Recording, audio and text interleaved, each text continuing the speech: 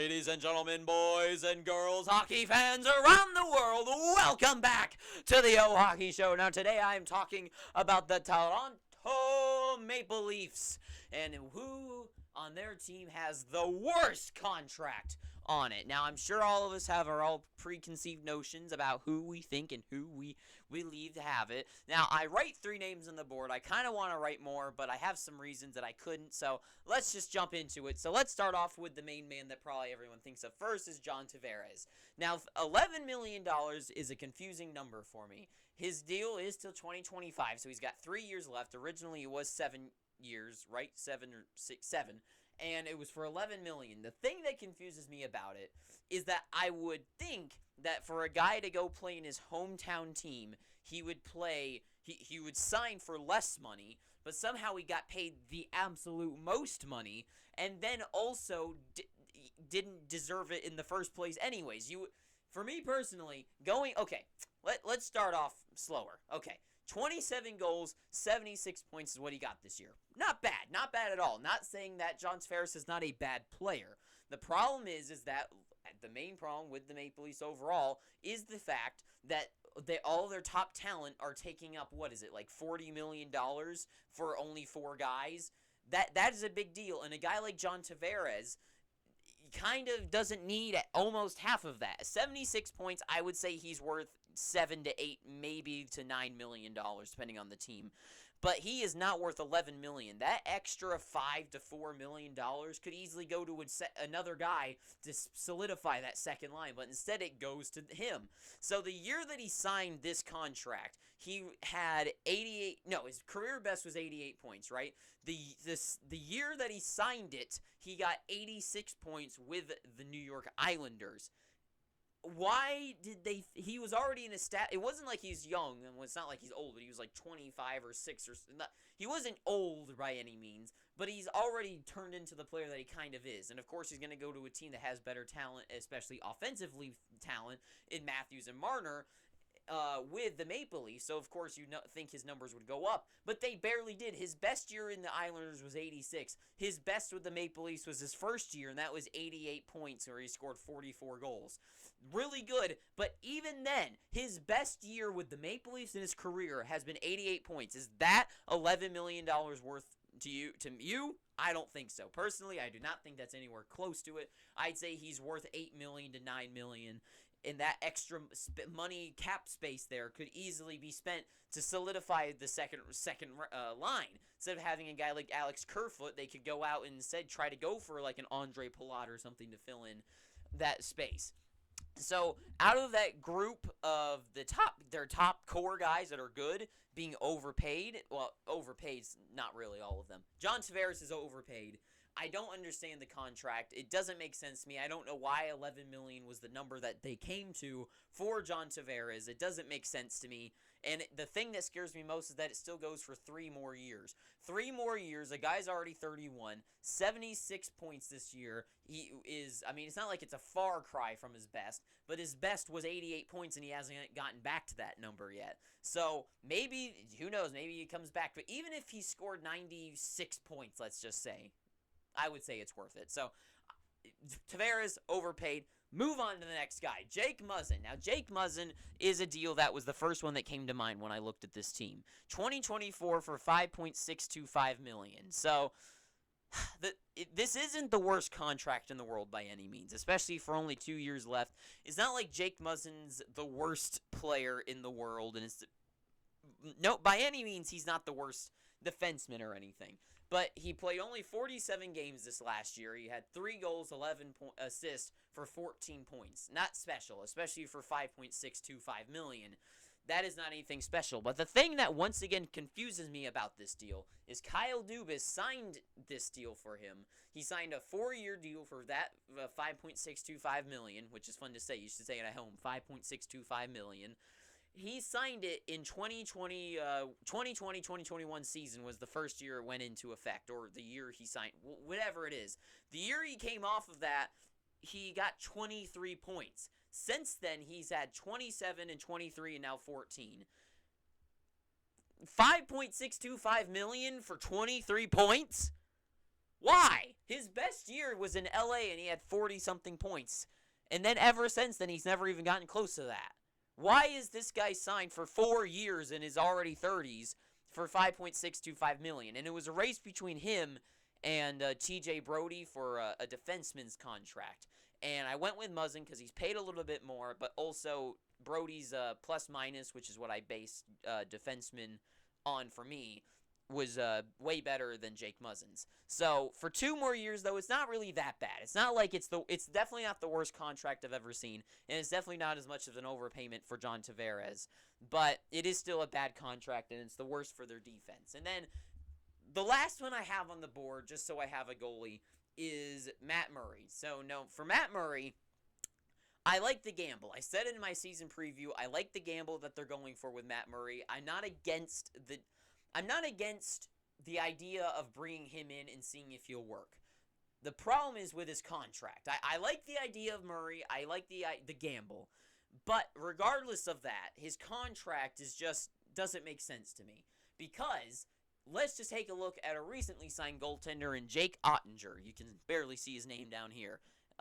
Jake Ottinger signed a 3-year deal for $4 million a year. This is a young goaltender that has all of the potential in the world to be the best goalie in the league in the next few years, and he signs 3 years for $4 million. Now we take a look at Matt Murray. He was paid $4.687.5. Well, I guess there's no other points in that number, but whatever. $4.687500 million. So, why? Why is Matt Murray for 2 more years as well? And I left this area blank because I was going to write some stuff, so don't worry about that. But for 2 more years for that number, you know what other goaltenders they could have brought in and traded for? One is Cam Talbot. Cam Talbot is paid $4.666.667, which is weird. I guess he's got a thing for the devil or something. And he's barely paid. Actually, he's paid a little less than Matt Murray, and he was traded to the Senators. They could have gone looking for that trade. You could have brought in Cam Talbot. You also could have brought in Ville Husso, was traded. Now he's paid 4 point something. Thatcher Demko's paid a little bit more at $5 million. He's another guy. Now, if I was the Canucks, would I trade him? No. But by the looks of it, trading for a goalie in the NHL isn't a hard feat to do. Apparently, it's really easy. You don't have to give that much up for it.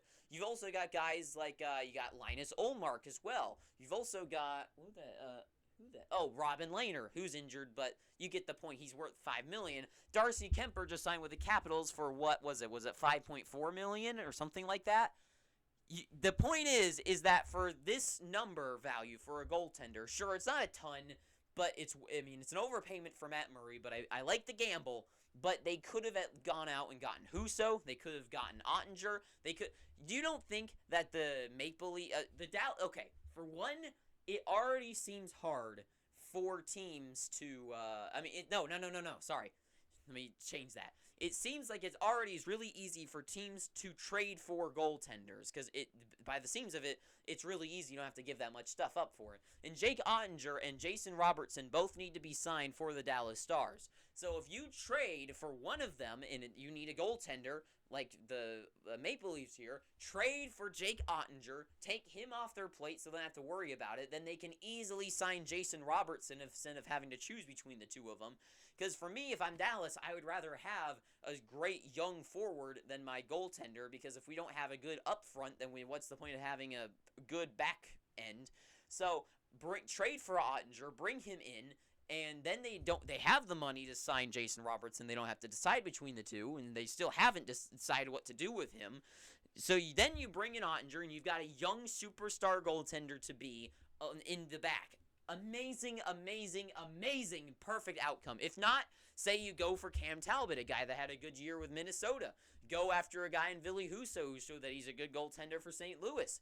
Go for Darcy Kemper, who's a free agent that's barely paid any more than this. And I know they don't have a lot of cap space to spend. Actually, there's technically none there because they're in the negatives, but I don't really know how that works. I guess they're going to work that out somehow. I don't understand, but that's besides the point. Matt Murray's contract makes no sense to me, and I don't understand why, of all the outcomes that came possible for the Maple Leafs, they went with this one. It makes no sense to me. I don't get it. I do not understand. Well, now, sure, you could say, well, maybe those guys, maybe they went for Darcy Kemper who didn't want to go there. True, but at the same time, you can still trade for players. you don't think Billy Huso was traded away from the Blues. You don't think that they could have bought in on that. You don't think they could have gone in for Jake Ottinger, and sure, the Dallas Stars might not have wanted it, but then they could keep around Jason Robertson. There's so many ways that this could have gone better. Now, for the other names I wanted to put on this board, I wanted to put Austin Matthews, not because the number is bad, but because the length is bad. In 2 years, this and next season, so in 2024, he becomes a free agent. And we all know, I mean, take a look at my stuff around here, if you don't get what I'm going for here. He posts, I mean, I know he still lives in Arizona. He practices here often. He is from here, obviously. We all know that. But he posts pictures of him, like, with cactuses and stuff. Like, I remember that one thing where he literally posted a picture of him in, like an edited picture of, like cactuses around him. I not just because I'm a Coyotes fan. I'm an all hockey fan. I love all hockey. But as a Coyotes fan, and I live here, and also, fingers crossed for something else, I would not be surprised if that's his plan, is to come here eventually. Especially with the way the Maple Leafs are headed, with guys like John Tavares being paid till 2025, and they're not going to be able to pay for better offense or defense. And these contracts last till then. Jake Muzzin next year probably won't be that good. I don't have a lot of faith in Matt Murray. John Tavares seems to be slowly falling. All these guys and all these numbers and the year that he's going to become a free agent is all going to line up for him, for the Maple Leafs, because last year was their best team that they had going into the playoffs, and they failed. This next year could be good. I like their moves that they got, Yarncroc and stuff. But some guys, I don't see this year being the year, and then the year after that, I don't see that one being it either. And then that's the year he comes free. So, I don't like Austin Matthews for the sheer fact that, for the Maple Leafs, he could easily become a free agent, and I wouldn't be surprised if he does and walks to Arizona. Especially since, if you take a look, Arizona has $23 million in cap space or something. Maybe their big game plan is that we stick here in Arizona, and then when we move to Tempe, which is in 3 years, we bring in Austin Matthews with us. It's an interesting thing that could happen there. But for me personally, out of this list, who has the worst deal? John Tavares. I like John Tavares. He's the best player on this list, but his contract is the worst out of them all. But that's really all I have to say about the Toronto Maple Leafs. If you like this video, please pick up your free subscription by hitting that red subscribe button. If you liked it, leave a like, not a dislike. Go down below in the comments and tell me how wrong I am. Tell me how absolutely stupid my hair looks, how stupid I am. Tell me how stupid my bracelets are, and how I'm completely insane for choosing John Tavares and thinking Austin Matthews getting to Arizona, even though I think everyone thinks so. So tell me all that down below, and thank you for watching this Until next time, I've been your dapperly dressed host, Owen. I hope you have an amazing day. Too sweet, and ta-ta for now.